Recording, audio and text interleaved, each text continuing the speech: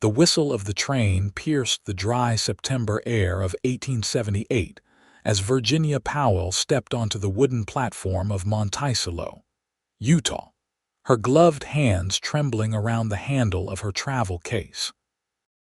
The journey from Boston had been exhausting, but the worst was yet to come, facing the man who had promised to marry her, a stranger known to her only through carefully penned letters exchanged over the past 6 months. Virginia scanned the crowded station, searching for a face she knew only from a small, grainy photograph. Edward Thornton had described himself as tall with a distinguished mustache and promised to wear a blue necktie for their first meeting. Her heart pounded as she spotted a man matching the description, standing rigid at the far end of the platform. "Mr. Thornton," she called, approaching with cautious steps, conscious of her dusty travel dress and wind-blown hair. The man turned, his eyes widening as they settled on her. Virginia saw something flicker across his face: disappointment, perhaps even dismay. He removed his hat, revealing thinning hair plastered to his scalp. "Miss Powell," he said stiffly, offering no warm greeting, no gesture of welcome. I must speak frankly with you." Virginia's stomach tightened. "Of course," she managed, though her throat had gone dry. "You are not as I expected," he said, his voice cool and detached. "In your letters, you described yourself as, well, forgive me for saying so, but you led me to believe you were a younger woman." Heat flooded her cheeks. At 26, Virginia had never considered herself old, but in the marriage market of the West, perhaps she was. "I sent you a truthful description, Mr. Thornton, and my age was clearly stated in my letters," she replied, fighting to maintain her composure. "Perhaps," but he cleared his throat, looking uncomfortable. "The photograph you sent was misleading. I require a robust wife who can manage a household and bear children. I'm afraid you seem too delicate for the frontier life." Each word struck like a physical blow. Virginia had spent her last savings on the train fare west, believing she was traveling toward a new beginning, a home, a future. Now she stood abandoned in a strange town with nowhere to go and no means to return east. "I see," she said, blinking rapidly to keep tears at bay. "Then I suppose there is nothing more to be said." Edward Thornton placed his hat back on his head, not quite meeting her eyes. "The afternoon stage to Salt Lake City leaves at 4. I would recommend it." He pressed a small sum of money into her hand. "For your troubles. Good day, Miss Powell." As he turned and walked away, Virginia stood frozen, clutching the insulting payment, aware of curious glances from other passengers and townspeople. The humiliation was almost unbearable. She had no family to return to, no position waiting in Boston. Her entire future had been staked on this match. "Excuse me, madam, couldn't help but overhear." The voice came from behind her, deep and warm with a slight drawl. Virginia turned to find herself looking up at a tall man in a dust-covered denim jacket and worn Stetson. His face was tanned from the sun, with laugh lines around his eyes that suggested he smiled often, though he wasn't smiling now. His expression held concern and a hint of barely contained anger as he glanced in the direction Thornton had disappeared. "I reckon that fella doesn't know what he just walked away from," the stranger said. "Name's Adam Evans, ranch owner about 10 miles outside town." He touched the brim of his hat in greeting.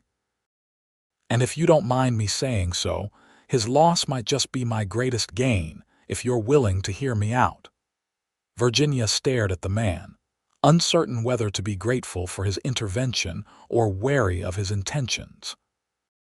"I appreciate your kindness, Mr. Evans, but I am in no position to, just offering you an option beyond that afternoon stage," he interrupted gently.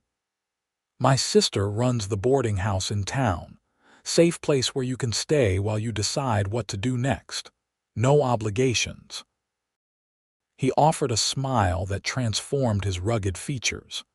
"Though I'd be lying if I said I wasn't hoping you might consider staying in Monticello. We could use more people with the courage to start fresh out here." Virginia hesitated, weighing her limited options. The coins Thornton had given her would barely cover a room for 2 nights, let alone a ticket back east. And what waited for her in Boston? Nothing but spinsterhood and poverty. "Your sister's boarding house," she said finally. "I would be grateful for the introduction."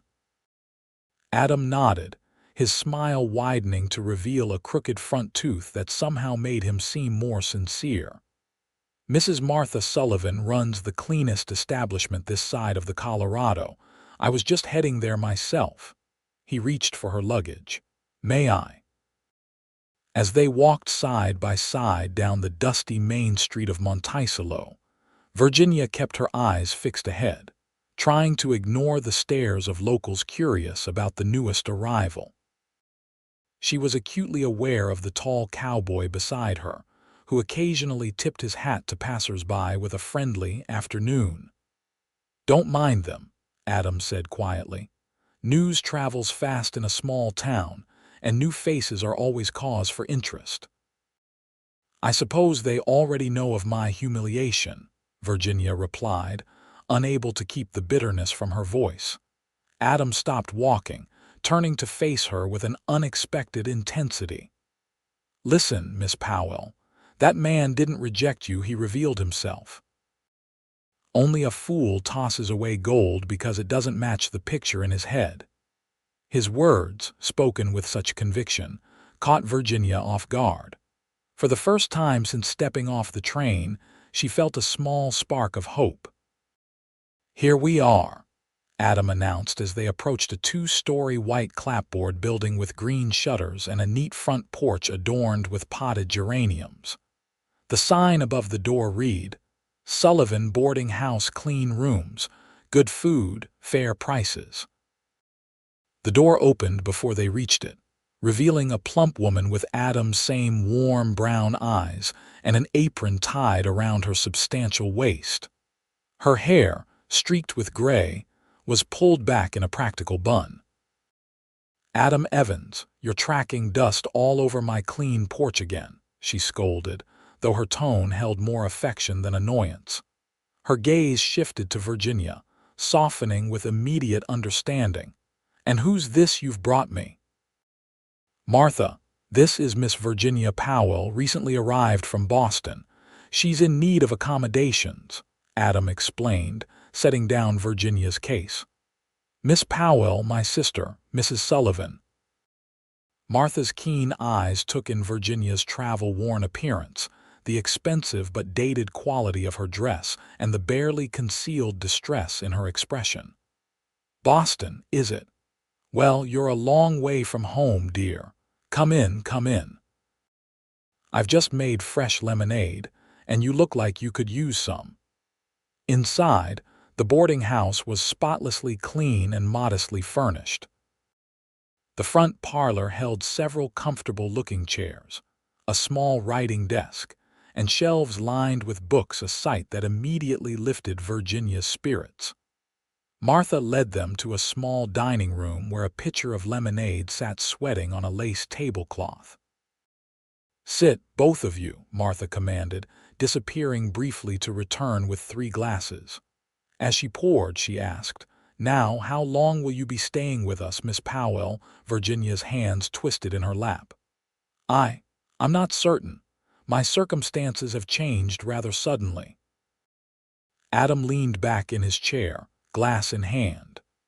"Miss Powell came to Monticello as a mail-order bride, but the man proved himself unworthy." Martha's expression darkened. "Edward Thornton, I presume? That man has more money than sense. This is the second time he's done this, you know. Brings a woman all the way out here, then finds some fault with her." She patted Virginia's hand. "Don't you worry about a thing. You can stay here as long as you need to sort things out." "That's very kind, but I'm afraid my funds are limited," Virginia admitted. "I spent nearly everything I had on the train fare. Can you read and write?" Martha asked abruptly. Virginia blinked at the unexpected question. Yes, quite well. I was a school teacher in Boston for several years. Martha and Adam exchanged a significant look. We lost our school teacher last month, Adam explained. Mrs. Jenkins returned east to care for her ailing mother. The children have been without instruction since. The town council has been seeking a replacement, Martha added. They're desperate enough that they might overlook certain irregularities in your arrival. Hope flared in Virginia's chest. You think I might be considered for the position? I'm on the council, Adam said, setting down his glass.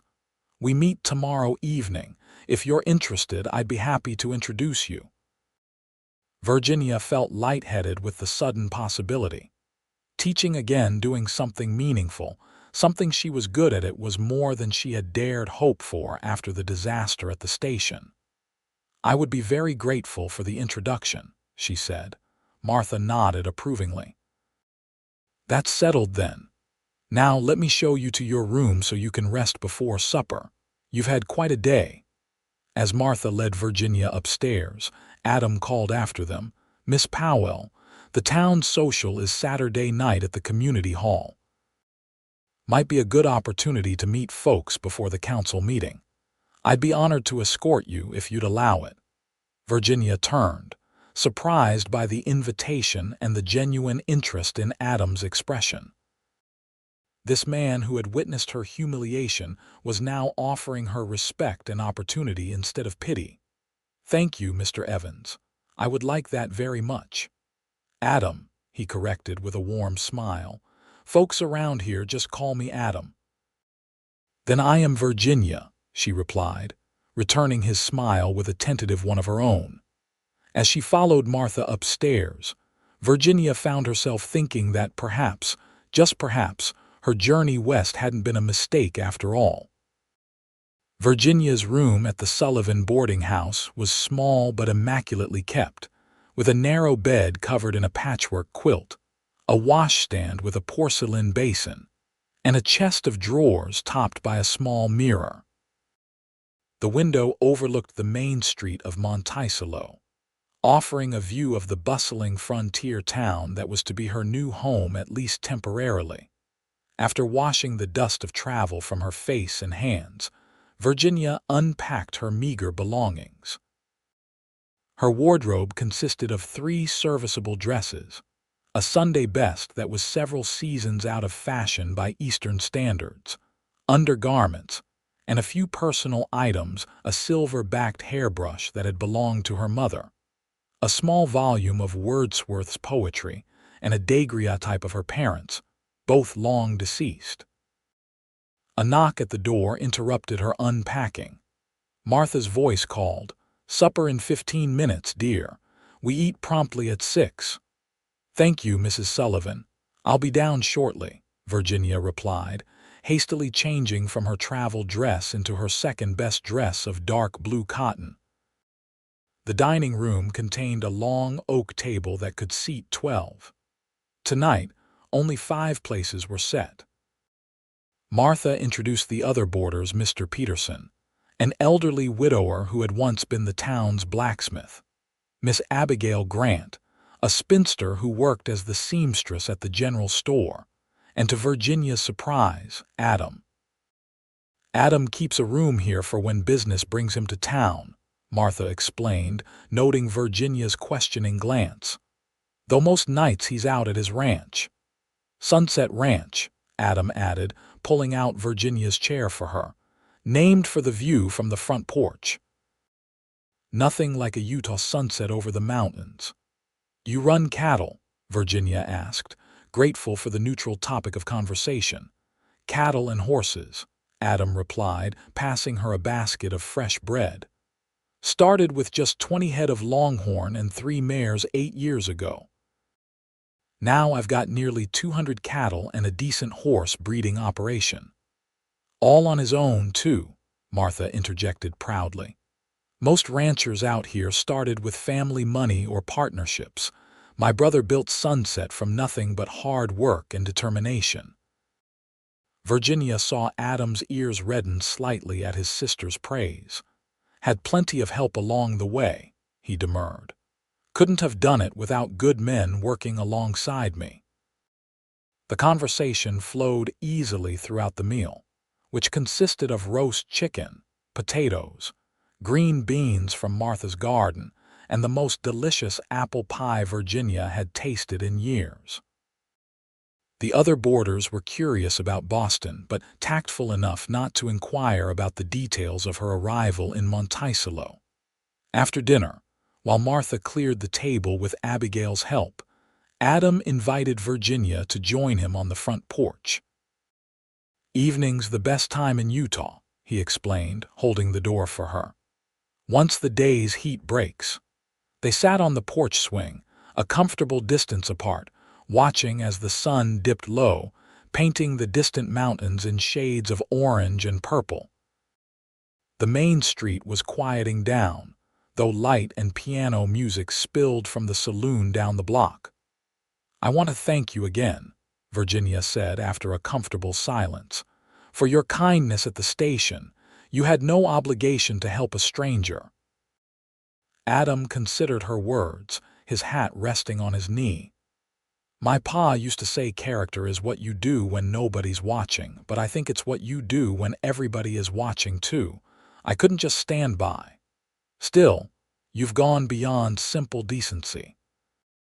Offering to introduce me to the town council, inviting me to the social." Virginia trailed off, suddenly worried. "I hope I haven't misunderstood your intentions, Mr. Evans." Adam's expression grew serious. "You haven't. My intentions are honorable, Miss Powell. I find myself admiring your courage and dignity, but I'm not Edward Thornton. I don't expect anything from you except maybe the chance to know you better." He smiled, the corner of his mouth lifting. "And I thought we agreed on Adam and Virginia." Virginia felt her cheeks warm. "Adam, then. And thank you for being clear. After today's disappointment, I find I'm a bit wary." "Understandable." Adam nodded. "For what it's worth, Thornton's got a reputation for being particular to the point of foolishness.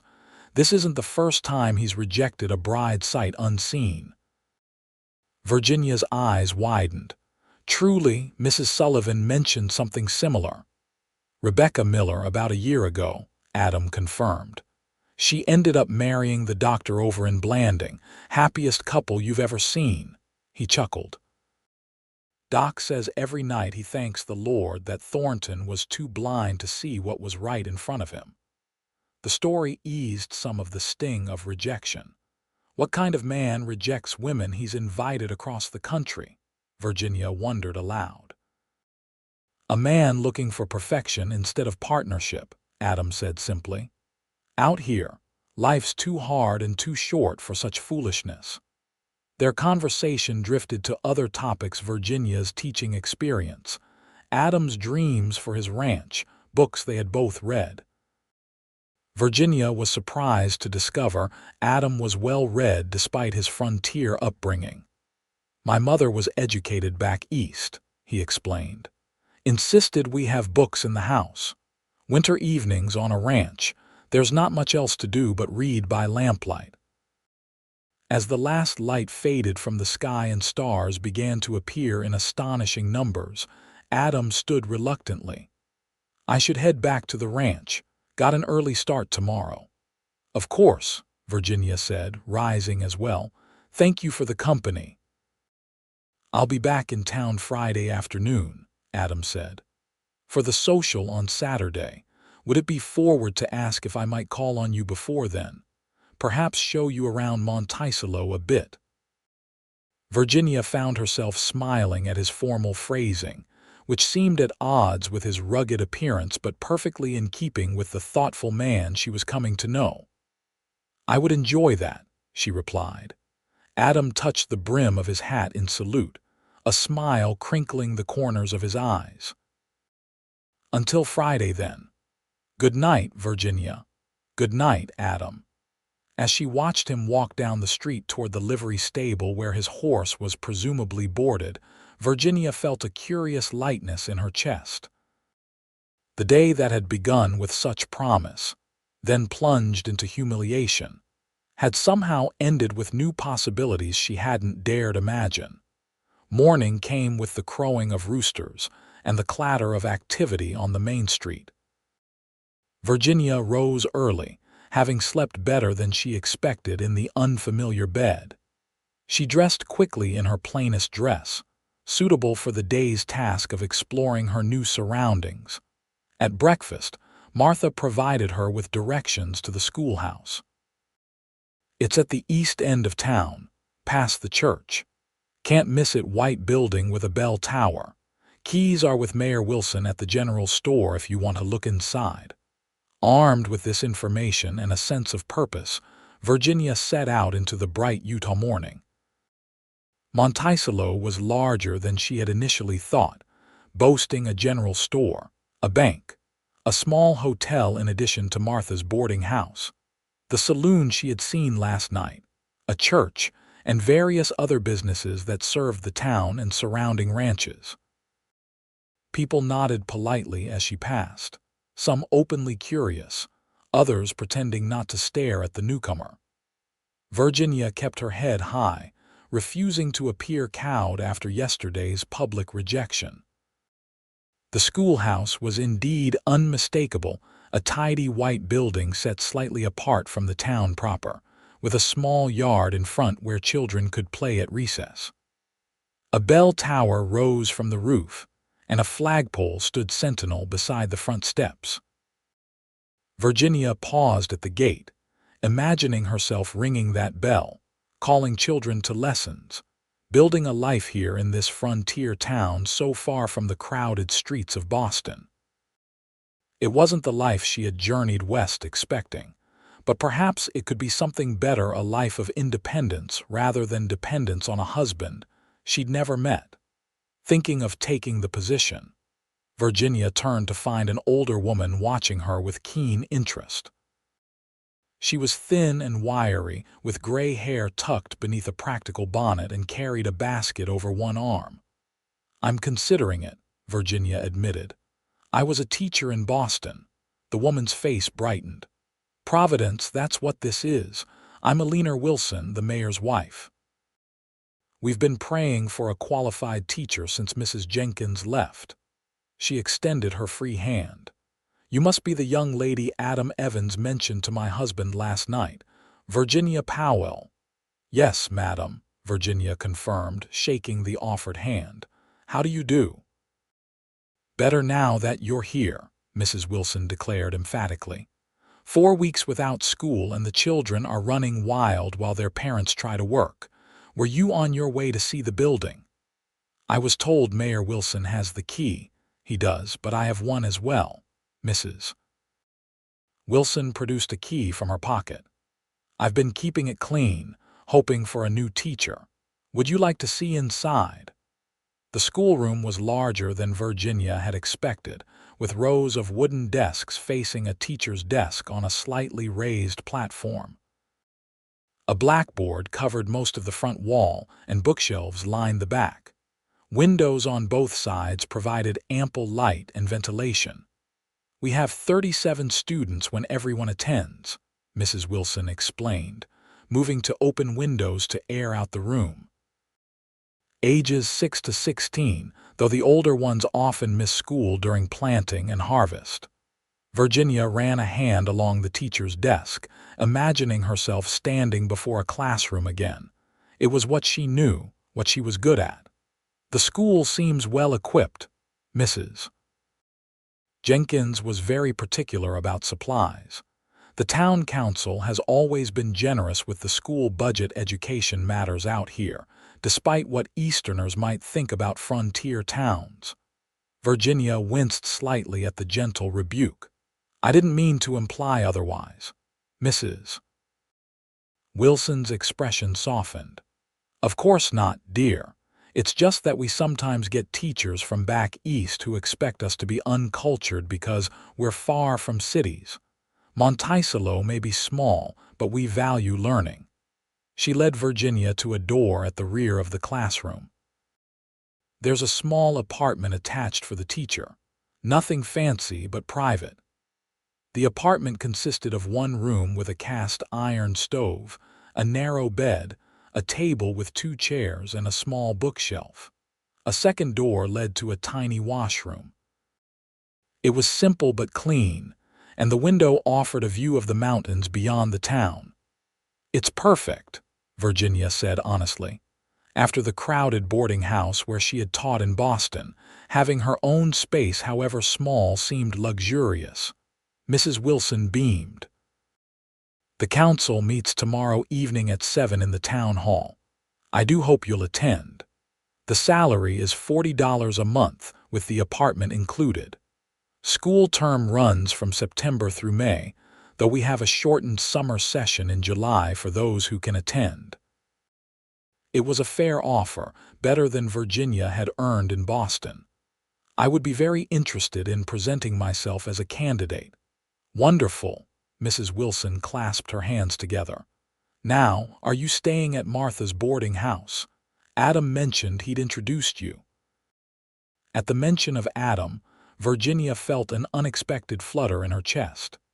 "Yes, Mrs. Sullivan has been very kind." "Martha's salt of the earth," Mrs. Wilson agreed.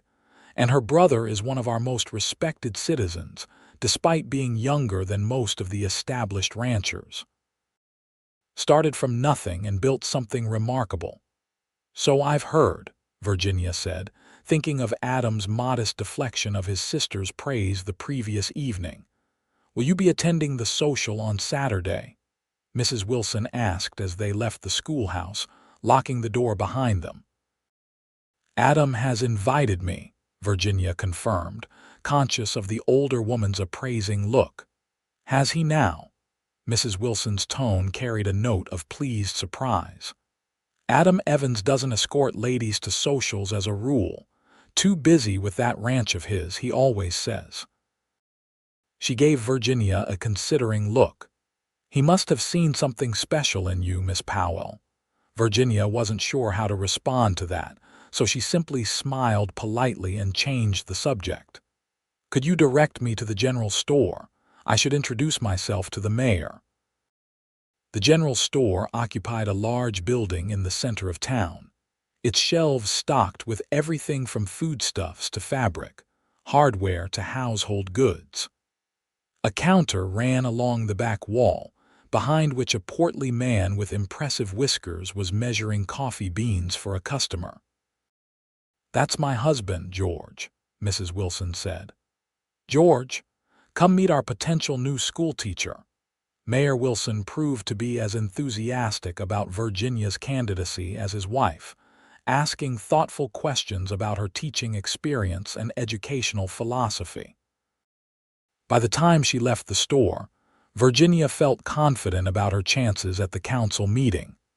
The rest of the day passed quickly as Virginia explored Monticello, introducing herself to shopkeepers and townspeople. Most were welcoming, though a few seemed reserved, eyeing her with the natural suspicion frontier communities often held for newcomers, until they proved themselves. At the dressmaker's shop, Virginia encountered Miss Grant from the boarding house, who was working on a wedding dress for a rancher's daughter.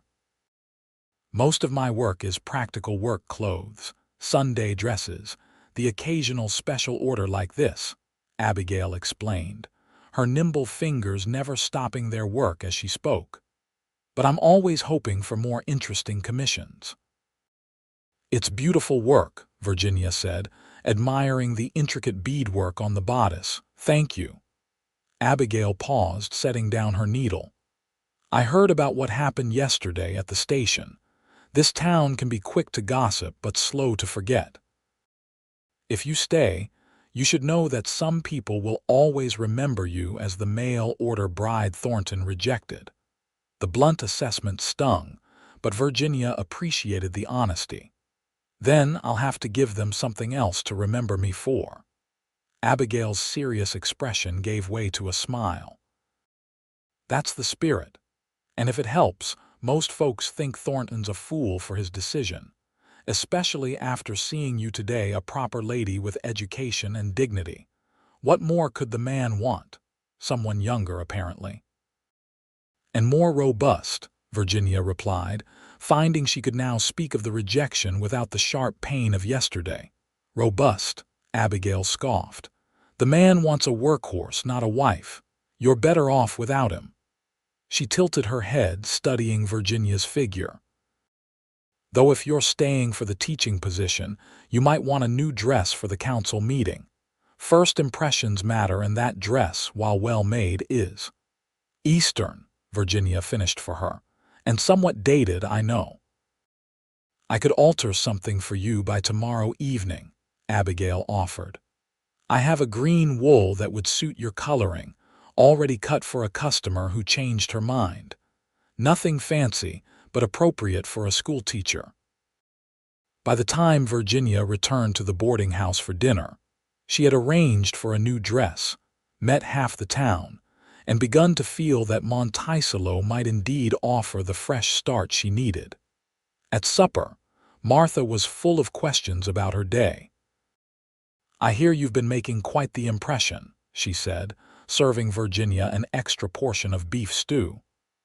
Mrs. Wilson stopped by this afternoon, singing your praises, said you're exactly what the school needs. Everyone has been very welcoming, Virginia replied. Not everyone, I'd wager, Mr. Peterson commented, his first contribution to the conversation. Thornton's sister, Mrs. Berkeley, was in the store today, making comments about unsuitable Eastern women trying to worm their way into town positions.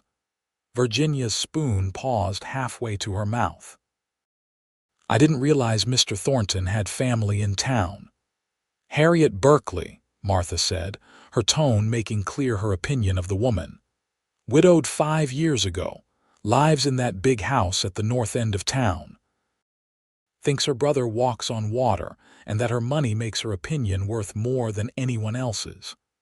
She's on the town council, Mr. Peterson added. Only female member, got herself appointed after her husband died and left her his business interests. Virginia's heart sank. If Edward Thornton's sister was on the council, her chances at the teaching position might be compromised. Don't you worry about Harriet Berkeley, Martha said, correctly reading Virginia's expression.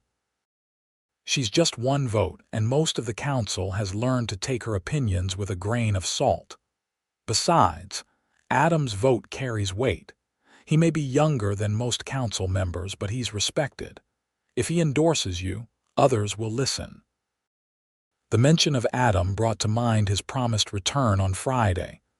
Will Adam be at the council meeting tomorrow? Wouldn't miss it, Martha assured her. He takes his civic responsibilities seriously. She exchanged a knowing look with Abigail. Though I suspect his interest in tomorrow's meeting might be more personal than usual. Virginia felt her cheeks warm and busied herself with her stew to hide her reaction. It was far too soon to be developing feelings for Adam Evans, no matter how kind and thoughtful he had been. She had come west to marry one man and been rejected. Leaping toward another potential disappointment would be foolish. Yet she couldn't deny the flutter of anticipation at the thought of seeing him again. Friday dawned bright and clear, with a crispness to the air that hinted at the approaching autumn. Virginia spent the morning helping Martha with household chores, grateful for the opportunity to be useful and to learn more about her new friend through conversation. Were you born in Monticello? Virginia asked as they hung laundry in the back garden. Lord, no, Martha laughed. Town wasn't much more than a trading post when I arrived. Adam and I came west from Missouri in '65, right after the war ended. Our parents had died of fever the year before, leaving Adam with no inheritance and me with a new husband who'd lost an arm at Shiloh. Virginia paused, a wet sheet in her hands. I'm sorry for your losses. Martha nodded, her usual cheerfulness dimming slightly. Robert, my husband, he was a good man, wanted to start fresh where his injury wouldn't define him. We heard land was available out west, so we packed up, collected Adam from our parents' farm and headed to Utah with a wagon train. You were very brave, Virginia said sincerely. Just desperate, like most who come west, Martha replied pragmatically. Robert and I opened the boarding house while Adam worked odd jobs, saving every penny. Then Robert caught pneumonia in '70 and was gone within a week. She sighed, pinning a pillowcase to the line with efficient movements. Adam had just put down payment on his land, offered to sell it to support me, but I wouldn't hear of it. The boarding house was doing well enough, and he deserved his chance. Virginia was struck by the siblings' loyalty to each other. You've both built something to be proud of, she observed. We have at that, Martha agreed, her smile returning. Though I do wish Adam would find himself a wife. That ranch of his needs a woman's touch, and he needs someone to come home to besides his ranch hands and cattle. The bluntness of the statement made Virginia laugh despite her embarrassment. Mrs. Sullivan, are you matchmaking? Martha's eyes twinkled. Would I do such a thing? I'm merely observing that my brother, who hasn't shown interest in any woman since Sarah Jenkins turned him down 3 years ago, suddenly can't stop talking about the new lady in town. Virginia nearly dropped the wet sheet she was hanging. Mrs. Jenkins, the former school teacher, she and Adam were courting, yes, until her mother's illness called her east, Martha confirmed. Though between you and me, I don't think Sarah was ever serious about staying in Utah. She always had one foot on the eastbound train. This revelation added a new dimension to Adam's interest in the teaching position, and perhaps in Virginia herself. Was he simply looking to replace what he had lost? The thought was unexpectedly painful. Martha seemed to read her mind. Don't fret, dear. What Adam felt for Sarah was puppy love compared to the way he lit up when he mentioned you this morning. He was here this morning, Virginia asked, surprised. Rode in at dawn to deliver some papers to the bank. Stopped by for coffee and asked after you specifically.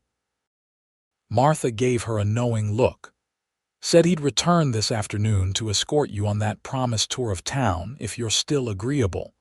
Before Virginia could respond, the back gate opened and Abigail appeared, carrying a dress wrapped in brown paper.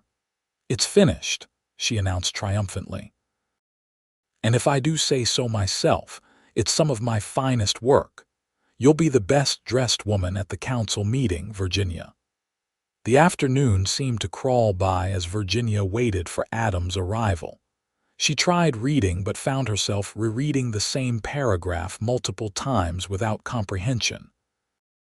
The new dress hung ready in her room, a deep green wool with simple but elegant lines that Abigail had somehow perfectly tailored to Virginia's measurements. At precisely 3 o'clock, there was a knock at the front door. Virginia heard Martha's greeting, followed by the low rumble of Adam's voice. Taking a deep breath to calm her inexplicably racing heart, Virginia descended the stairs. Adam stood in the entryway, hat in hand, dressed in clean denims and a pressed shirt. His hair was damp, suggesting he had stopped somewhere to wash up before calling on her. When he saw her, his face broke into a warm smile that made Virginia's pulse quicken. "Miss Powell," he greeted her, "I hope I'm not interrupting your day." "Not at all," Virginia replied, conscious of Martha watching them with undisguised interest. "I was looking forward to your promised tour." "The weather's cooperating," Adam observed, gesturing toward the bright day outside. "Shall we?" With a nod to Martha, who was making no effort to hide her approval, Virginia stepped outside with Adam. "I thought we'd start at the south end of town and work our way north," Adam suggested as they walked, "though you've probably seen most of it already." "I have explored a bit," Virginia admitted, "but I'd welcome a more thorough introduction from someone who knows Monticello well." Adam's tour proved to be both informative and entertaining. He knew the history of nearly every building, interspersing facts with anecdotes about the town's inhabitants that had Virginia laughing despite her best efforts to maintain a ladylike demeanor. "And that's where old man Jennings once tried to ride his mule straight through the front door on a dare," Adam explained as they passed the saloon. "Sheriff had to lock him up for the night to sleep it off." Next morning, Jennings was more upset about losing his hat in the commotion than about the fine. "Does the sheriff have to deal with such incidents often?" Virginia asked. "Not as much as in the early days," Adam replied. "Monticello's grown more civilized since families started putting down roots. Most excitement these days comes from the occasional cattle rustler or dispute over water rights." As they walked, Virginia found herself relaxing in Adam's company. He was easy to talk to, genuinely interested in her opinions, and refreshingly direct in his own. By the time they reached the north end of town, where larger homes stood on spacious lots, Virginia felt as though they were old friends rather than new acquaintances. "That's the Berkeley house," Adam said, nodding toward an imposing two-story structure with a wraparound porch. "Harriet Berkeley lives there alone except for her housekeeper and handyman. Her brother Edward lives outside town, I believe," Virginia finished, unable to keep a hint of tension from her voice. Adam's expression grew serious. "I probably should have mentioned earlier Mrs. Berkeley may oppose your appointment tomorrow. Not because you aren't qualified, but because of her brother's decision. Mr. Peterson warned me last night," Virginia said. "I appreciate your concern, but I won't be deterred by one person's opposition. If the council doesn't appoint me, I'll find another position elsewhere." Adam's face broke into a grin. "That's the spirit that built the West, Virginia Powell, determination in the face of obstacles." He hesitated, then added more softly, "Though I hope it doesn't come to that. Monticello would be poorer without you." The sincerity in his voice made Virginia's breath catch. "You hardly know me, Adam." "I know enough," he replied simply. "I know you faced public humiliation with dignity. I know you immediately sought honest work rather than accepting defeat. I know you've won over half the town in less than 2 days." His eyes held hers. "And I know I've thought about you more than is probably proper since we met." Virginia felt heat rise to her cheeks at his directness. I don't know what to say." "You don't need to say anything," Adam assured her quickly. "I'm not pushing for anything, Virginia, just being honest about where I stand. The rest is up to you." They walked in silence for a few moments, Virginia struggling with conflicting emotions. Part of her was thrilled by Adam's confession, while another part remained cautious. She had come west with certain expectations only to have them shattered. Rushing into new feelings seemed unwise. "The council meeting," she said finally, choosing neutral ground. "What should I expect?" Adam accepted the change of subject gracefully. "Mayor Wilson will introduce you and ask about your qualifications. The council members will likely have questions about your teaching methods, your experience, maybe why you came west. Answer honestly but confidently. And Mrs. Berkeley will probably try to suggest you're unsuitable or unreliable based on her brother's opinion," Adam said bluntly. "Don't let her rattle you. The rest of the council, Mayor Wilson, myself, Dr. Lewis, Mr. Jenkins the banker, and Reverend Taylor are fair-minded. If you're as impressive tomorrow as you've been today, the position will be yours." They had circled back toward the center of town. The afternoon was waning, shadows lengthening across the dusty street. "I should get you back to Martha's," Adam said reluctantly. "You'll want to rest before tomorrow's meeting." As they approached the boarding house, Virginia gathered her courage. "Adam, about what you said earlier."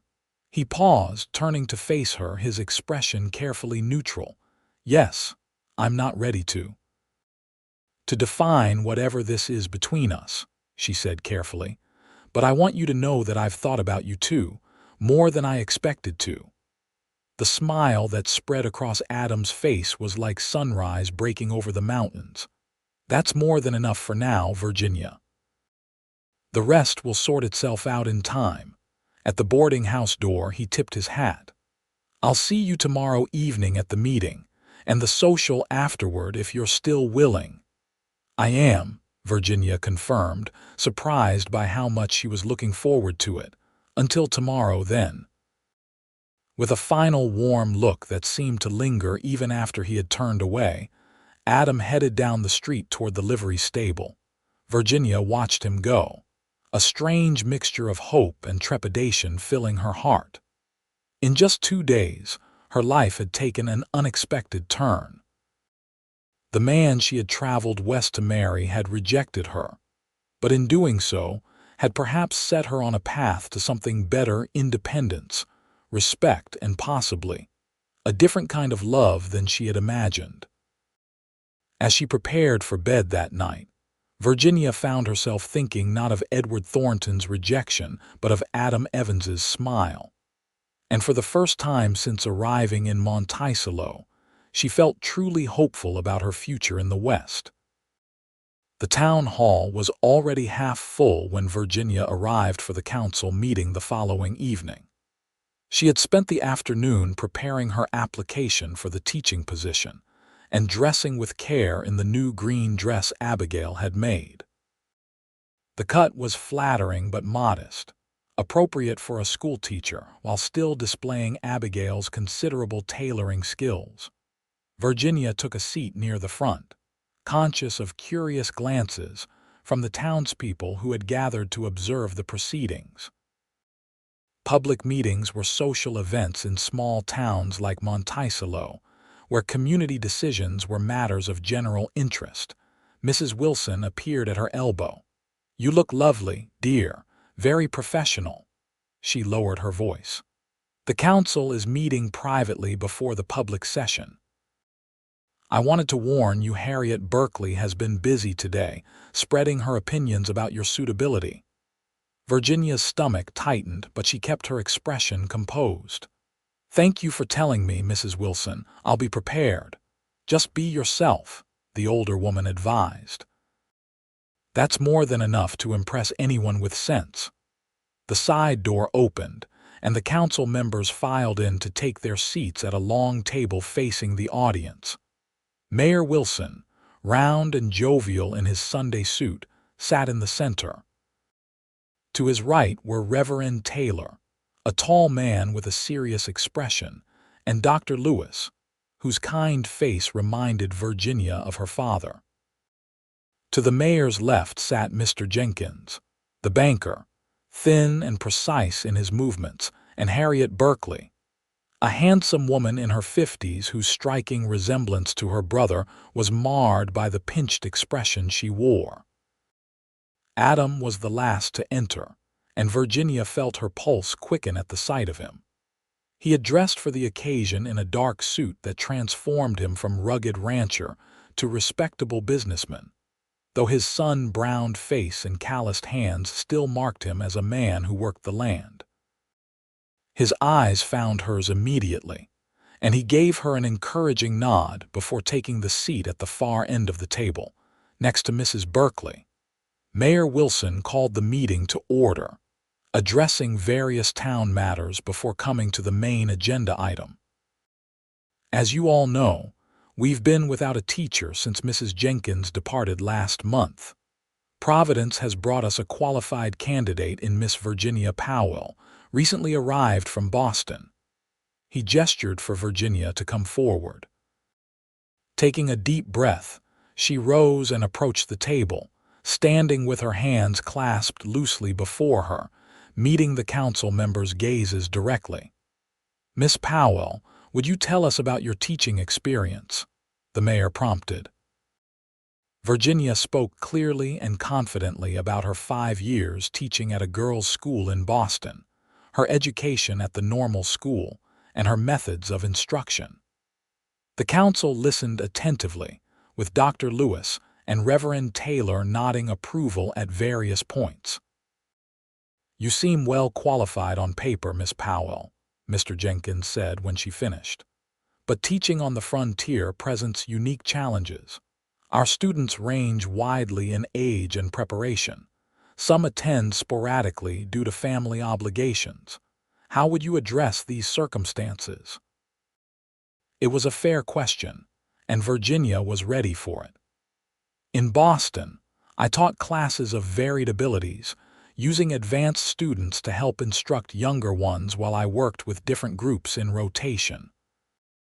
I believe education must be practical as well as academic, especially on the frontier, where students need skills that will serve them in their daily lives. More questions followed about discipline, curriculum, her willingness to organize community events like the Christmas pageant traditionally overseen by the teacher. Virginia answered each thoughtfully, growing more confident as the questioning continued without any intervention from Mrs. Berkeley, who watched her with narrowed eyes. Finally, just as Virginia thought she had successfully navigated the interview, Harriet Berkeley spoke. "Miss Powell, you've told us about your qualifications, but not about your reason for coming to Monticello. Most young women don't travel alone to frontier towns without specific purpose." The challenge in her tone was unmistakable. Virginia glanced at Adam, whose jaw had tightened, then back to Mrs. Berkeley. "You're quite right, Mrs. Berkeley. I came to Monticello as a mail-order bride." Virginia kept her voice steady, ignoring the murmurs from the audience behind her. "The arrangement did not proceed as expected, leaving me at liberty to seek employment in my trained profession. My brother was the gentleman in question," Mrs. Berkeley said bluntly. "He found you unsuitable as a wife. Why should this town find you suitable as a teacher for our children?" A tense silence fell over the hall. Virginia felt heat rise to her face, but refused to look away from Harriet Berkeley's challenging stare. "Your brother sought a wife to manage his household and bear his children," Virginia replied evenly. "He judged my appearance and decided I was not robust enough for those duties. The town council, I presume, is seeking a qualified educator for its children. Those are entirely different requirements, and I believe my credentials speak to the latter."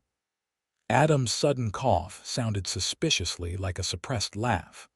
Dr. Lewis was openly smiling, while Mayor Wilson's eyebrows had risen nearly to his hairline. "Well said, Miss Powell," the mayor managed after a moment. "Are there any other questions from the council?" When none came, he called for a vote. "All in favor of appointing Miss Virginia Powell as school teacher for Monticello, effective immediately at the salary previously discussed." 5 hands rose, all but Mrs. Berkeley's. "The motion passes," Mayor Wilson declared, beaming. "Congratulations, Miss Powell. School will resume Monday morning. The keys to the schoolhouse and teachers' quarters are yours." Relief and triumph washed over Virginia as she accepted the keys and the council's congratulations. Mrs. Berkeley left without speaking to her, but the other council members were warm in their welcome. Adam was the last to approach. "Congratulations, Schoolmarm Powell," he said, his eyes dancing with pride. "That was quite a performance." "Thank you for your support," Virginia replied, conscious of the many eyes watching their interaction. "You earned it on your own merits," Adam assured her. "Now, about tomorrow's social, may I still have the honor of escorting you?" "Of course," Virginia said, finding herself looking forward to the event with unexpected eagerness. "I'll call for you at 7, Adam promised, touching his hat brim in salute before departing. As the hall emptied, Virginia found herself surrounded by townspeople offering congratulations and introducing themselves as parents of her future pupils. The genuine welcome warmed her heart, making Edward Thornton's rejection seem increasingly like a stroke of good fortune rather than a disaster. By the time she returned to the boarding house, Virginia was exhausted but elated. Martha was waiting up for her, eager for news. "I heard it all from Mrs. Patterson, who was there," Martha said, pouring Virginia a cup of tea. "You put Harriet Berkeley in her place so politely she couldn't even take offense. The whole town will be talking about it tomorrow." "I didn't intend to create gossip," Virginia said, concerned. "Not gossip, dear admiration," Martha corrected. "It takes courage to face down someone like Harriet Berkeley, especially in public. You've earned people's respect tonight." Later, lying in bed, Virginia reflected on the dramatic turn her life had taken in just 3 days.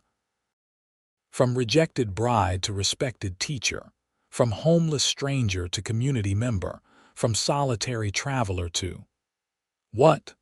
The thought of Adam Evans brought a warmth to her chest that had nothing to do with the quilt covering her. It was too soon to name what she was feeling, Virginia told herself firmly. For now, it was enough to have found her place in Monticello. Whatever might develop with Adam would unfold in its own time. With that resolution, she drifted to sleep, dreaming not of the life she had expected but of the one she was building for herself in this frontier town beneath the Utah stars. Saturday dawned bright and clear, a perfect day for the town social. Virginia spent the morning moving her belongings to the teachers' quarters behind the schoolhouse, grateful for Martha's help, and for Mr. Peterson's offer to transport her trunk with his wagon. The teacher's apartment, though small, represented something Virginia had never had before, a space entirely her own. She arranged her few possessions carefully, placing her parents' photograph on the small table beside the bed and her books on the shelf provided. "It's not much," she observed to Martha, "but it feels like home already." Martha nodded approvingly. "A home is what you make it, dear. And speaking of making things, what are you wearing to the social tonight?" Virginia hesitated. "I have my Sunday dress." "Already worn to the council meeting," Martha said firmly. "For a social, you need something special." She produced a package from her basket. "Abigail and I thought you might need this. Consider it a welcome gift." Inside was a dress of deep blue silk, simply cut but elegant, with delicate lace at the collar and cuffs. Virginia gasped, running her fingers over the fine fabric. "It's beautiful, but I couldn't possibly accept." "You can and you will," Martha interrupted. "The fabric was left over from Mrs. Wilson's daughter's wedding dress. Abigail's been saving it for something special." Virginia's eyes filled with unexpected tears. "I don't know how to thank you." Martha patted her hand. "Your happiness is thanks enough. Now I'll leave you to settle in and rest before tonight. Adam will call for you at 7. Alone in her new home, Virginia spent the afternoon preparing for the evening ahead. She washed her hair and pinned it in a more elaborate style than usual, leaving a few curls to frame her face. The blue dress fit perfectly, transforming her reflection in the small mirror into someone she hardly recognized, not the prim Boston schoolteacher, nor the weary traveler who had arrived in Monticello, but a woman who looked confidently toward the future. At precisely 7 o'clock, there was a knock at her door. Virginia opened it to find Adam standing on her small porch, hat in hand, dressed in a dark suit similar to the one he had worn to the council meeting.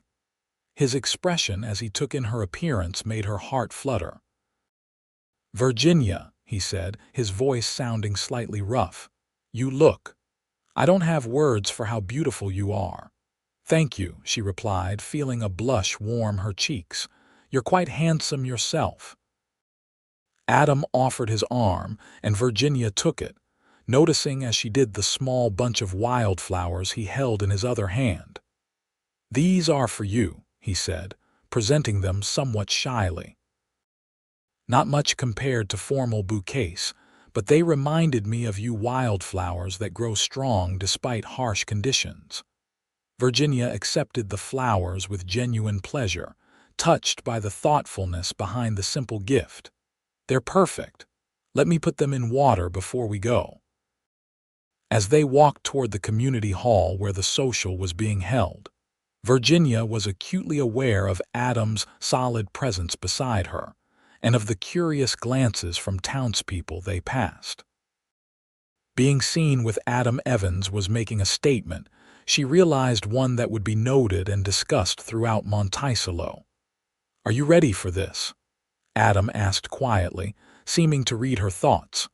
"Small towns talk, and being escorted by me puts you in the spotlight." "I think I demonstrated yesterday that I can handle public scrutiny," Virginia replied with a smile. "Besides, I'm proud to be seen with you, Adam." The pleasure that lit his face at her words was worth any amount of gossip. The community hall was decorated with paper lanterns and wildflowers similar to those Adam had given her. A small band played in one corner, and tables laden with food lined the walls. Nearly everyone in Monticello seemed to be present, from elderly residents to young children running between the adults' legs. "Adam Evans with the new school teacher," a voice called as they entered. "About time you showed up at a social with a lady on your arm." "Mind your manners, Jackson," Adam replied good-naturedly to the speaker, a weather-beaten man Virginia recognized as one of the shopkeepers. "Miss Powell will be teaching your grandchildren come Monday." "And a fine job she'll do, too, from what I hear," Jackson said, tipping his hat to Virginia. "Welcome to Monticello, madam. Don't let this cowboy step on your toes when you dance." As Adam led her further into the hall, they were stopped repeatedly by townspeople wanting to welcome Virginia or congratulate her on her appointment. She was introduced to so many people that the names began to blur together, though she did her best to remember each face, knowing these would be her neighbors and the parents of her students. Mrs. Wilson appeared at her elbow, resplendent in a purple dress that had clearly seen many socials. "You look lovely, dear. That color suits you beautifully." She lowered her voice. "And I see Adam scrubbed up well, too. You make a handsome couple." Before Virginia could respond to the not-so-subtle matchmaking, the band struck up a livelier tune, and couples began to form for a square dance. "Would you care to dance?" Adam asked, offering his hand. Virginia hesitated only briefly. In Boston, dancing had been formal and constrained. She suspected frontier dances were more exuberant. "I should warn you, I may not know the steps to your Western dances." "Just follow my lead," Adam said with a grin. "And don't worry about mistakes, half the fun is getting a bit mixed up." The dance proved to be energetic and joyful, with much laughter as couples circled and changed partners. Virginia found herself breathless but happy, especially when the pattern of the dance returned her to Adam, whose strong hands guided her confidently through the unfamiliar steps. As the evening progressed, Virginia danced not only with Adam but with Mayor Wilson, Dr. Lewis, and several other townsmen who politely requested the honor. Between dances, Adam stayed close by her side, bringing her refreshments and introducing her to those she hadn't yet met. "You're the talk of the social," he observed as they took a moment's respite near an open window, where the cool night air was a relief after the exertion of dancing. "For good or ill?" Virginia asked, suddenly conscious that Harriet Berkeley was watching them from across the room, her disapproval evident even at a distance. "Mostly good," Adam assured her, though Mrs. Berkeley's glares could curdle milk. He nodded toward a group of young women who were eyeing Virginia with undisguised curiosity. "The unmarried ladies of Monticello are sizing you up as competition, now that you've captured the attention of the town's most eligible bachelor." Virginia raised an eyebrow. "Is that what you are?" "I thought you were just a hard-working rancher." "That too," Adam chuckled. But in a town with more men than women, any unmarried man with land and a decent income gets labeled eligible, especially one who rarely shows interest in the local ladies. Until now, Virginia couldn't resist asking. Adam's expression grew serious. Until now, he confirmed softly. Virginia, I know it's been only a few days, but I want you to know that my interest in you is sincere. I'm not looking to rush you into anything, but I would like your permission to court you properly. The direct request took Virginia by surprise, though perhaps it shouldn't have. Adam Evans was not a man to play games or leave intentions unclear. Adam, she began, then paused, gathering her thoughts. When I came west, it was with the expectation of marriage to a stranger. Now I find myself free to make my own choices, with a position and independence I never anticipated. I need time to adjust to this new life before I can consider personal attachments. A flicker of disappointment crossed Adam's face, but he nodded understanding. That's fair. I respect your need for independence, Virginia. Just know that my regard for you won't change, and if you're ready to consider something more between us, I'll be here. The simple declaration, made without pressure or expectation, touched Virginia deeply. Thank you for understanding. And I do enjoy your company very much. Adam's smile returned. Then I'll content myself with that for now. He offered his hand as the band began another tune. Another dance. The remainder of the evening passed in a pleasant blur of dancing, conversation, and laughter. By the time Adam escorted Virginia back to her new home, she felt more integrated into the community of Monticello than she could have imagined possible after less than a week. At her door, Adam removed his hat, holding it respectfully. Thank you for a wonderful evening, Virginia. I hope you enjoyed yourself, more than I expected to, she admitted honestly. Everyone has been so welcoming. They recognize quality when they see it, Adam said simply. Will you be at church tomorrow morning? I could escort you if you'd like.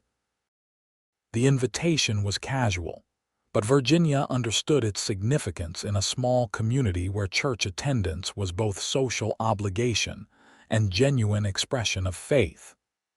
Being seen with Adam at Sunday services would further cement her place in Monticello's social fabric and his place in her life. I would appreciate that, she said. Adam's smile brightened the darkness. I'll call for you at 10 then. He hesitated, then leaned forward to place a gentle kiss on her cheek, so brief and light she might have imagined it if not for the warmth that lingered afterward. Good night, Virginia. Sweet dreams. Good night, Adam, she replied, her voice steadier than she felt. Inside her small apartment, Virginia touched her cheek where his lips had brushed her skin, a smile playing at the corners of her mouth. Independence was precious, yes, but so was the warm feeling Adam Evans kindled in her heart. Perhaps, she reflected as she prepared for bed, there was a way to honor both. The first day of school arrived with a mixture of excitement and nerves that reminded Virginia of her first teaching position in Boston. She rang the school bell at precisely 8 o'clock, standing on the front steps in her most practical dress, watching as children of various ages made their way toward the schoolhouse, some running eagerly, others dragging their feet with the reluctance of scholars everywhere. By 8:30, 34 students were seated at the desks, ranging from 6-year-old Timmy Wilson, the mayor's grandson, to 16-year-old Frank Jenkins, the banker's son who would likely leave school after the harvest to work full-time at his father's bank. Virginia had spent Sunday afternoon after church preparing the classroom and developing a plan to assess her students' levels of knowledge. Now, standing before them, she felt a surge of purpose. This was what she was meant to do, not be Edward Thornton's wife, but shape the minds of the next generation in this frontier community. Good morning, she greeted them. I am Miss Powell, your new teacher. Before we begin our lessons, I would like to learn about each of you." The morning passed quickly as Virginia had each student stand and introduce themselves, noting their ages and interests. She then administered simple tests in reading, writing, and arithmetic to determine their academic levels. As expected, the results varied widely. Some of the older children read at advanced levels while struggling with mathematics, while younger ones showed natural aptitude for numbers, but needed help with reading. By lunchtime, Virginia had a clearer picture of the educational landscape and had divided the students into groups based on ability rather than strictly by age. The afternoon was spent establishing classroom rules and beginning basic lessons, with older students helping to instruct younger ones under Virginia's guidance. When the final bell rang at 3 o'clock, Virginia felt a deep satisfaction despite her exhaustion. The children filed out with varying degrees of enthusiasm, many calling goodbyes or lingering to ask questions about tomorrow's lessons. As the last student departed, Virginia noticed a familiar figure leaning against the fence of the schoolyard. Adam, apparently just arrived from his ranch, still dressed in work clothes, but with his hat held respectfully in his hands as he waited. "Good afternoon, Miss Powell," he greeted her as she emerged from the schoolhouse. "How was your first day of molding young minds?" "Exhausting but rewarding," Virginia replied honestly, unable to keep from smiling at the sight of him. "What brings you to town in the middle of the week?" "Business at the bank," Adam explained, "and I wanted to see how your first day went." He held up a small package wrapped in brown paper. "Brought you something to celebrate the occasion." Virginia accepted the gift, unwrapping it to discover a small brass bell, perfectly sized to sit on her desk. "It's lovely, Adam. Thank you. Every proper teacher needs a bell," he said with a grin. "Figured you might be too busy to think of it yourself." The thoughtfulness of the gift touched her. It wasn't grand or showy, but practical and considerate, much like the man who had given it. "Would you like to see the classroom?" Virginia offered impulsively. "I've spent the weekend arranging it." Adam's face lit up at the invitation. "I'd like that very much." Inside, Virginia showed him the neat rows of desks, the books she had organized by level, the maps she had hung on the walls, and the schedule she had created to accommodate the varied needs of her students. "You've accomplished all this in 2 days?" Adam asked, clearly impressed. "I wanted everything to be perfect for the first day," Virginia explained, suddenly self-conscious under his admiring gaze. "Well, it certainly appears to be," Adam said. He ran a finger along the edge of her desk, his expression thoughtful. "You know, watching you talk about teaching, seeing how you've made this place your own, it's clear you've found your calling." Virginia nodded, surprised by how right his observation felt. "I believe I have, though it's not the future I imagined when I boarded that train in Boston." "Life rarely follows the paths we imagine for it," Adam agreed. "Sometimes the unexpected turns lead us exactly where we're meant to be." His eyes met hers, warm and sincere. "I'm glad your path led you to Monticello, Virginia, to us." The simple honesty of his words stirred something deep within her. For the first time since arriving in Utah, Virginia allowed herself to fully consider the possibility of a future that included not just teaching and independence, but also the kind, thoughtful man standing before her. "So am I," she said softly. Adam's smile in response was like sunrise breaking over the mountains. He cleared his throat as if suddenly aware of the intensity of the moment. "I should let you rest. Teaching 34 children must be exhausting." "It is," Virginia admitted. "But a good kind of exhausting." At the door of the schoolhouse, Adam paused. "I'll be in town again on Saturday. Perhaps we could have dinner at the hotel restaurant, to celebrate your successful first week of teaching." "I would like that very much," Virginia replied, realizing how much she was looking forward to seeing him again, to sharing her experiences and hearing about his. "Until Saturday, then," Adam said, touching the brim of his hat in farewell. As she watched him walk away, Virginia acknowledged to herself what she had been reluctant to admit: she was falling in love with Adam Evans. The realization was both thrilling and terrifying. It had been less than 2 weeks since her arrival in Monticello, since Edward Thornton's rejection and Adam's timely intervention. Was it possible to develop genuine feelings so quickly? Yet there was no denying the warmth that filled her chest at the sight of Adam, the ease she felt in his company, the way his simple gestures of thoughtfulness touched her more deeply than grand declarations might have. Virginia returned to her small apartment, placing the brass bell on her table where she could see it. It was a tangible reminder not only of Adam's kindness, but of how dramatically her life had changed in such a short time. From rejected bride to respected teacher, from homeless stranger to community member, from solitary traveler to what? The question lingered as Virginia prepared her lessons for the next day. Whatever the future held with Adam Evans, she was grateful for the present, for the work she loved, the community that had welcomed her, and the unexpected second chance at happiness that had begun with a simple offer at a train station. "Their loss is my greatest gain." The weeks that followed fell into a pleasant rhythm. Virginia's days were filled with teaching, her evenings with lesson preparation and grading, and her weekends increasingly included Adam's company.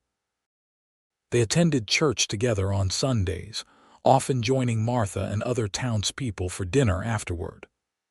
On Saturdays, Adam would ride into town, sometimes bringing small gifts: wildflowers, a book he thought she might enjoy, fresh vegetables from his garden. Their courtship progressed slowly but steadily, with each meeting deepening Virginia's appreciation for Adam's character. He was unfailingly kind, not just to her, but to everyone he encountered. He worked harder than any man she had ever known, yet always made time to help neighbors in need or serve on community committees. He was educated beyond what might be expected of a frontier rancher, knowledgeable about literature, history, and current events, eager to discuss ideas and respectful of her opinions, even when they differed from his own. October arrived with cooler temperatures and spectacular autumn colors painting the Utah landscape. Virginia's students were progressing well, with even the most reluctant scholars showing improvement under her guidance. The town council had expressed unanimous satisfaction with her work. Even Harriet Berkeley had grudgingly acknowledged that the children were learning effectively. "You've won them over," Martha declared one Sunday after church, as she and Virginia prepared dinner while Adam and Mr. Peterson discussed cattle prices in the parlor. "I've never seen the community embrace a newcomer so quickly." "People have been extraordinarily kind," Virginia agreed, kneading bread dough with practiced movements. Martha cast her a knowing look. "Especially my brother." Virginia couldn't suppress a smile. "Yes, Adam has been very kind." "Kind," Martha scoffed good-naturedly. "The man is besotted, Virginia. He rides into town twice a week when he used to come once a month. He's fixing up the main house at the ranch for the first time in years. Even bought new curtains last week."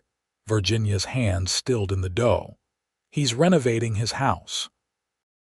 "Apparently it needs a woman's touch," Martha quoted with satisfaction. Though he wouldn't say which woman he had in mind. Not that he needs to. It's plain as day to anyone with eyes. The implications of Martha's words sent a flutter of both excitement and anxiety through Virginia's chest. Was Adam preparing his home for a wife for her? They had grown close over the past weeks, certainly, but neither had spoken of their feelings beyond Adam's initial declaration of interest and her request for time. "Martha, don't worry, dear," Martha interrupted gently. "I'm not pressuring you." Neither is Adam. He understands you value your independence, but a woman can be independent and still share her life with the right man. She patted Virginia's flower-covered hand.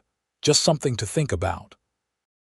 That evening, as Adam walked Virginia home after dinner, the air held a crisp edge that hinted at the coming winter. Stars blazed overhead in a clear sky, and their breath formed small clouds in the darkness. "Thank you for dinner," Adam said. "Martha loves having you there. Says you're the daughter she never had." "I'm fond of her too," Virginia replied sincerely. "Your sister has been a wonderful friend to me." They walked in comfortable silence for a few moments before Adam spoke again. "Virginia, there's something I've been wanting to ask you." Her heart quickened. After Martha's revelations about the renovations at his ranch, Virginia wondered if this might be the moment he declared himself more formally. "Yes," she prompted when he hesitated. "Thanksgiving is next month," Adam said, surprising her with this mundane topic. "Martha always hosts a big dinner at the boarding house. I was hoping you would join us as my guest specifically." "Of course," Virginia agreed, both relieved and oddly disappointed that the question had been so ordinary. "I would be honored." Adam stopped walking, turning to face her in the moonlight. "There's more to it than just dinner," he admitted. "In Monticello, being someone's guest at Thanksgiving is significant. It's a public statement of intentions." "Intentions," Virginia echoed, her pulse quickening again. "My intentions toward you," Adam clarified softly. "It would tell everyone that I'm seriously courting you with marriage in mind." He took her hands in his expression earnest in the silvery light. "I know you came here seeking independence, Virginia, and I respect that. But these past weeks have only confirmed what I suspected from the moment I saw you at that train station. You're the woman I want to share my life with." Virginia's breath caught at the simple, heartfelt declaration. "Adam, you don't need to answer now," he interrupted gently. "I'm not proposing tonight, though I hope to when the time is right. I just wanted to be clear about what accepting my Thanksgiving invitation would mean to me and to the community." Virginia looked up at this man who had become so dear to her in such a short time. The thought of publicly acknowledging their courtship should have frightened her. Perhaps she, who had come west seeking security through marriage to a stranger, only to discover the joy of independence. Yet the prospect of declaring her feelings for Adam to the world filled her not with apprehension but with warmth. "Yes," she said softly. "I would be honored to be your guest at Thanksgiving, Adam, with full understanding of what that means." The joy that transformed his face was worth any uncertainty she might have felt. Adam lifted her hands to his lips, pressing a fervent kiss to her knuckles. "You've made me the happiest man in Utah, Virginia Powell. You make me happy too," she replied honestly. "Happier than I ever expected to be when I stepped off that train." Adam's eyes held hers, serious now despite his smile. "May I kiss you properly? I've been wanting to since that first day." Virginia nodded, her heart racing as Adam gently cupped her face between his calloused hands. His lips met hers with exquisite tenderness, the kiss conveying more clearly than words the depth of his feelings. It was brief but perfect, a promise of things to come. When they parted, Adam rested his forehead against hers for a moment. "I should get you home before I forget myself entirely," he murmured, his voice rough with emotion. At her door, he kissed her once more, just as gently but with a hint of the passion he kept carefully restrained. "Good night, Virginia. Sweet dreams." "Good night, Adam." Inside her small apartment, Virginia touched her lips, still feeling the warmth of Adam's kiss. Martha's words echoed in her mind. A woman can be independent and still share her life with the right man. For the first time since arriving in Monticello, Virginia allowed herself to fully imagine a future beyond her teaching position, a future that included Adam Evans, Sunset Ranch, and perhaps someday, a family of their own. The vision brought not fear of lost independence, but joy at the prospect of a partnership with a man who valued her mind as well as her heart, who saw her strength as an asset rather than a liability. Edward Thornton's rejection, once so painful, now seemed the greatest blessing of her life. For if he had not turned her away at that station, she would never have found her true place both professionally and personally in this frontier town, beneath the Utah sky. News of Virginia and Adam's courtship spread quickly through Monticello, following their church attendance the Sunday after his Thanksgiving invitation. Virginia was conscious of curious glances and whispered conversations, but the general reaction seemed to be approval rather than scandal. About time, Adam Evans found himself a worthy woman, she overheard Mrs. Wilson telling another parishioner. And our new teacher couldn't do better than a man of his character. The children, naturally, were less subtle in their interest.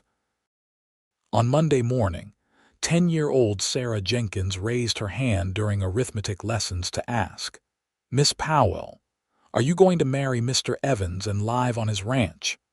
A ripple of giggles spread through the classroom as Virginia felt heat rise to her cheeks. "That's a personal question, Sarah, and not appropriate for school discussion," she replied firmly. "Now, who can tell me the answer to problem 6? The days grew shorter and cooler as November approached. Virginia found herself looking forward not only to her weekends with Adam, but also to his unexpected visits during the week. Sometimes he would appear at the schoolhouse as lessons ended, ostensibly in town on business, but clearly making excuses to see her. Other times he would arrive at her door in the evening with a book to discuss or news from the ranch. During one such evening visit in early November, as they sat together on her small sofa drinking tea, Adam broached a subject that had been on Virginia's mind as well. "Winter's coming," he observed, glancing at the small stove that provided heat for her apartment. "These teachers' quarters aren't well insulated. Martha worries about you out here alone when the real cold sets in." "I'll be fine," Virginia assured him, though she had indeed wondered how the room would fare in a Utah winter. "I've ordered extra blankets and Mr. Peterson has promised to bring additional firewood." Adam nodded, his expression thoughtful. "I've been meaning to show you the ranch," he said, changing the subject abruptly. "Would you consider coming out this Saturday? It's only a 10-mile ride and I thought you might like to see where I lived before." He trailed off, color rising in his tanned cheeks. "Before what, Adam?" Virginia prompted, though she suspected she knew the answer. "Before I ask you a certain question," he admitted, meeting her eyes directly. "I'd like you to see Sunset Ranch to know exactly what kind of life I'm offering before you have to decide." The frank acknowledgement of his intentions both thrilled and touched Virginia.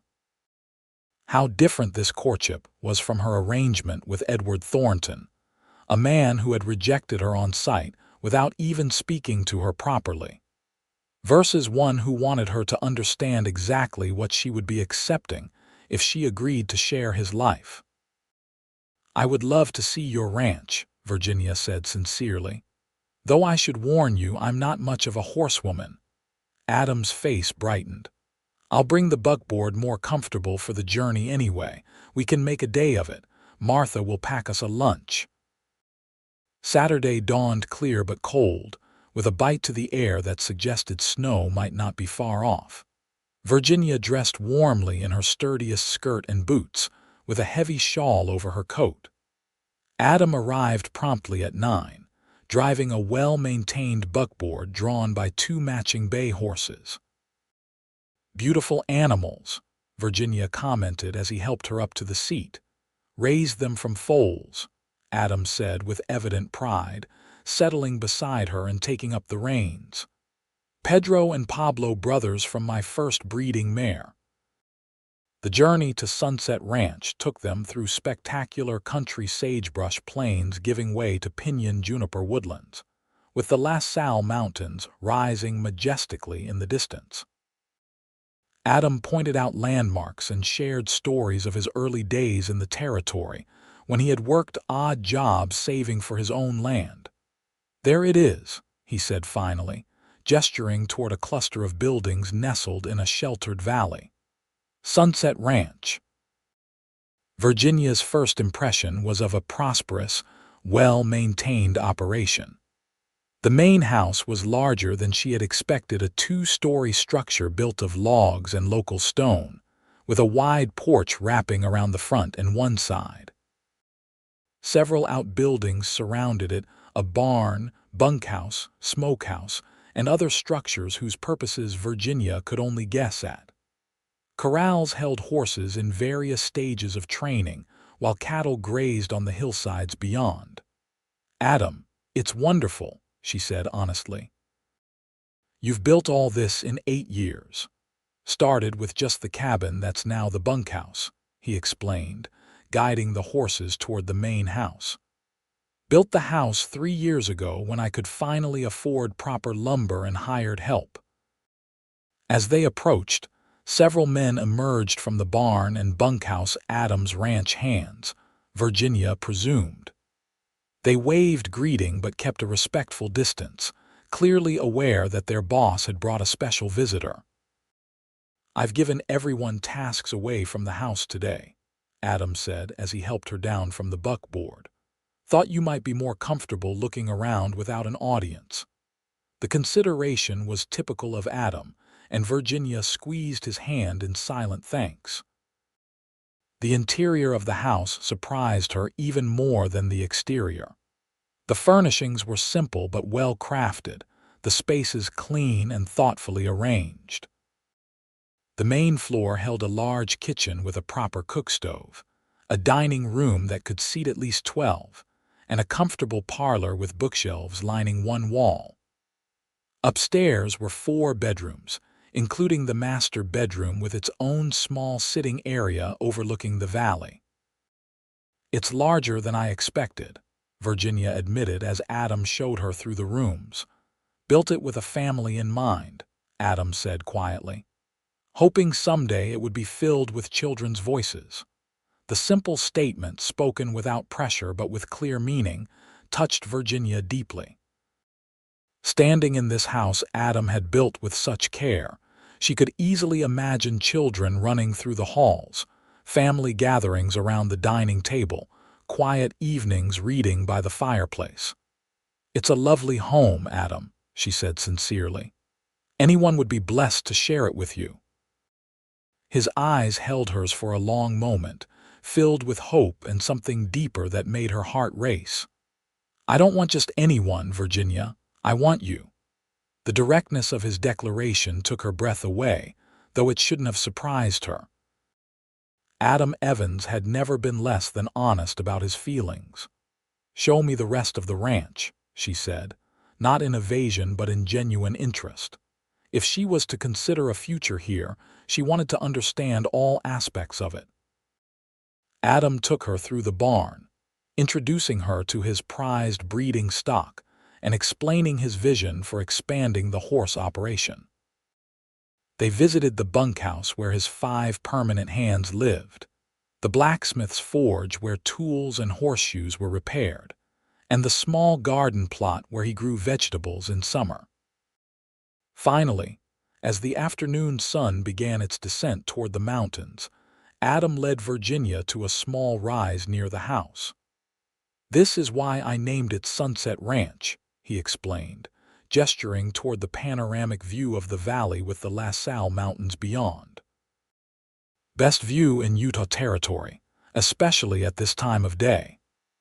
As if on cue, the setting sun painted the sky in brilliant hues of orange, pink, and purple, the light transforming the landscape into something almost otherworldly in its beauty. "It's breathtaking," Virginia whispered, awed by the spectacle. "It is," Adam agreed, though when she turned to look at him, she found him watching not the sunset but her face. "Virginia, I brought you here today because I wanted you to see exactly what kind of life I'm offering. It's not Boston, with theaters and lecture halls. It's not even Monticello with neighbors close by. It can be lonely out here sometimes, especially in winter when the snow makes travel difficult." Virginia nodded, appreciating his honesty. "I understand." "But it's a good life," Adam continued earnestly. "The ranch is prosperous and growing. The house is comfortable with room for a family. And I promise you, if you choose to share this life with me, I will do everything in my power to make you happy." Virginia's heart swelled at the simple, heartfelt declaration. In that moment, looking at this good man silhouetted against the spectacular sunset he had named his home for, she knew with complete certainty that her future belonged here with him. "Adam," she began, turning fully to face him. "When I came west, I thought I knew what I wanted: security, a home, perhaps eventually affection from a man I had never met. Edward Thornton's rejection seemed like the worst possible outcome." She shook her head, smiling now. "I couldn't have been more wrong. His loss truly was my greatest gain, because it led me to you." Adam's expression was a mixture of hope and caution, as if he hardly dared believe what she might be saying. "Virginia." "I love you, Adam Evans," Virginia said clearly, the words feeling right and true as she spoke them. "I love your kindness, your integrity, your hard work and gentle heart. And yes, I could imagine making a life here with you in this beautiful place you've built." Joy blazed across Adam's face like the sunset behind him. He took her hands in his, holding them as if they were something precious. "Virginia Powell, I have loved you since the moment you stood on that platform with your head held high despite Thornton's cruelty. Every day since has only deepened that love." He released one of her hands to reach into his pocket, producing a small velvet box. "I've been carrying this for weeks, waiting for the right moment." He opened the box to reveal a ring not ostentatiously large but exquisitely crafted, with a single diamond flanked by smaller sapphires that reminded Virginia of the Utah sky.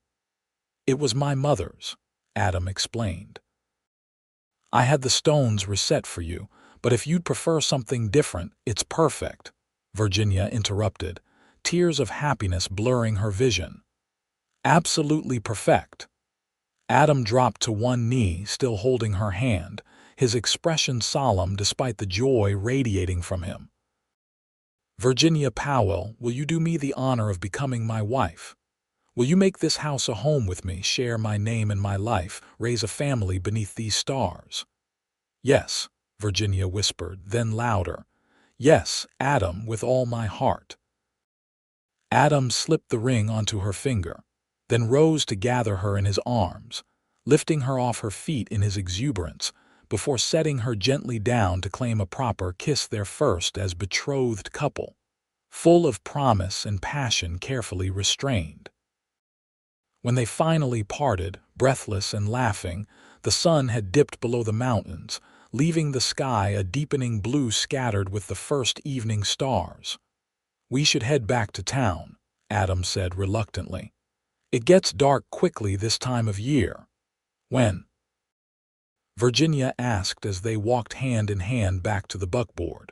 "When shall we marry?" Adam's smile was tender as he helped her up to the seat. "That's for you to decide, my love. I'd marry you tomorrow if you were willing, but I understand if you want to finish out the school term." Virginia considered as Adam took his place beside her and gathered the reins. "Christmas break," she decided. "The children will be on holiday for 2 weeks.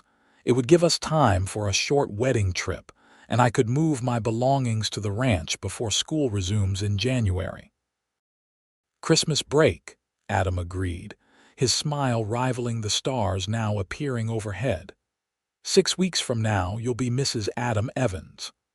And Sunset Ranch will finally have the woman's touch it's been waiting for," Virginia added with a smile, remembering Martha's words.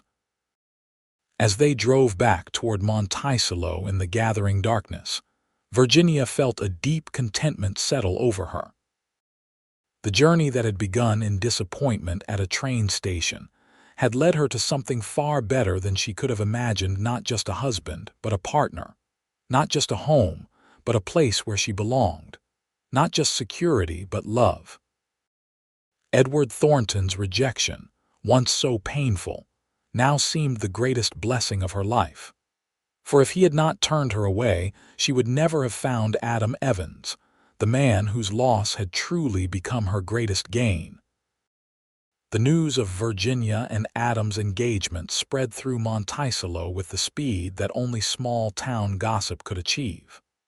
By Monday morning, Virginia's students were buzzing with excitement, peppering her with questions about the wedding and whether she would continue teaching afterward. "Yes, I will still be your teacher," she assured them firmly. "Marriage doesn't change my commitment to education." The town's reaction was overwhelmingly positive. Martha was ecstatic, immediately beginning plans for what she called the social event of the year. Mrs. Wilson offered the use of the church for the ceremony and her home for the reception. Even Harriet Berkeley, encountering Virginia at the general store, offered stiff congratulations. "My brother was a fool," she said bluntly, surprising Virginia with her candor. "Adam Evans is a better man than Edward could ever hope to be. I wish you both well." The 6 weeks leading to Christmas passed in a whirlwind of preparations. Virginia continued her teaching duties while also working with Martha and Abigail on wedding plans. Adam rode into town more frequently than ever, often staying at the boarding house overnight to maximize their time together. They spent evenings discussing their future practical matters like the running of the household and ranch, but also dreams of children, of expanding the school someday, of the life they would build together. On December 21, 1878, with snow falling gently outside, Virginia Powell became Virginia Evans in the small church of Monticello, Utah. She wore a dress of ivory silk that Abigail had created, with Martha's lace veil and a bouquet of pine cones and winter greenery gathered from the forest near Sunset Ranch. Adam, resplendent in a new suit, watched her walk down the aisle with such naked adoration that several women in the congregation were seen to dab at their eyes. Mayor Wilson gave the bride away, an honor he accepted with evident pride. Martha stood as Virginia's matron of honor, while Adam's foreman, James Cooper, served as best man. The ceremony was simple but deeply meaningful, with Reverend Taylor speaking eloquently about partnerships built on mutual respect and shared purpose. "I now pronounce you husband and wife," the Reverend declared at last. "Adam, you may kiss your bride." The kiss was brief but tender, appropriate for a church full of onlookers yet conveying the depth of feeling between the newly wedded couple. As they turned to face the congregation, Reverend Taylor's voice rang out. "Ladies and gentlemen, I present to you Mr. and Mrs. Adam Evans." The reception at the Wilson home was a joyous affair, with seemingly the entire population of Monticello in attendance. There was dancing and feasting, speeches and toasts, laughter and a few sentimental tears. Virginia, surrounded by people who had become dear to her in just a few short months, marveled at how completely her life had changed since that September day at the train station. As the celebration wound down, Adam led her outside to where his buckboard waited, decorated with ribbons and bells by his ranch hands. The snowfall had stopped, leaving the world blanketed in pristine white beneath a canopy of stars. "Ready to go home, Mrs. Evans?" Adam asked, helping her up to the seat and tucking warm blankets around her. Home, Virginia repeated, savoring the word. Yes, I'm ready. The journey to Sunset Ranch was magical in the winter moonlight, the snow-covered landscape glittering like diamonds. Adam had arranged for the house to be prepared in their absence when they arrived. Lamps glowed warmly in the windows, and a fire blazed in the parlor hearth. Adam surprised her by lifting her into his arms to carry her across the threshold. "Welcome home, Virginia," he said softly, setting her gently on her feet in the entryway. "To our home." Virginia felt tears of happiness prick her eyes as she looked around the house that was now truly hers. "It's perfect, Adam. Everything is perfect." Later, much later, as they lay together in the master bedroom that now belonged to both of them, Virginia propped herself on one elbow to study her husband's face in the moonlight streaming through the window. "Happy, Mrs. Evans?" Adam asked, reaching up to tuck a strand of hair behind her ear. "Happier than I ever imagined possible," Virginia replied truthfully.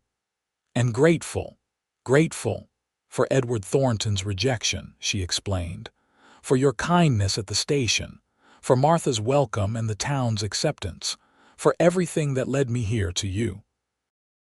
Adam's expression grew serious. "When I saw you standing there, trying so bravely to hide your humiliation, something in me knew. I think I started falling in love with you in that very moment." "And I with you," Virginia admitted, though I was too proud to acknowledge it then.